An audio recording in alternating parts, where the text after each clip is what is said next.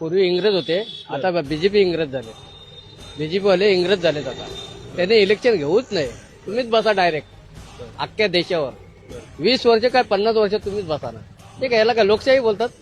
पैसे देऊन तुम्ही उमेदवार विकत घेतात. लोकांना मतदानाचा अधिकार कुठे भेटणार? तुम्ही याचे पैसे देऊन माघार घ्यायला लावता, तुम्ही जबरदस्ती करता. हा, विकास करून तुम्ही काय आहे विकास? आणि विकास शेती बुजवायची, तिथं बिल्डिंगी बांधायच्या. शेवटी नंतर काय माती खाणार? विकास का पुरणार आहे का? शेवटी अन्नच लागणार लोकांना खायला.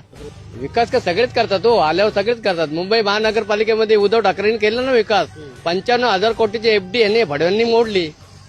हा, प्रशासक बसून 8 वर्ष काय हे काय यांच्या गांडीत जोर होता ना बीजेपी वाल्यांच्या.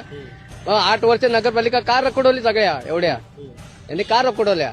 मोदी यांचा एवढा मोठा हे आहे ना नेता, मग यांनी रखडवल्या का नेता? हे यांच्या सोयीप्रमाणे करतात. हे बरोबर सोयीप्रमाणे इलेक्शन घेतात आणि तिथं बिनविरोध करून आणतात. बिनविरोध कधी बघितलं का महानगरपालिके याच्यामध्ये? ग्रामपंचायतीमध्ये ठीक आहे, बारीक वॉर्ड असतो तिथं होते. या महानगरपालिकेमध्ये बिनविरोध कधी बघितलं का? यांनी इंग्रजी नीती अवलंबले, बाकी काय नाही.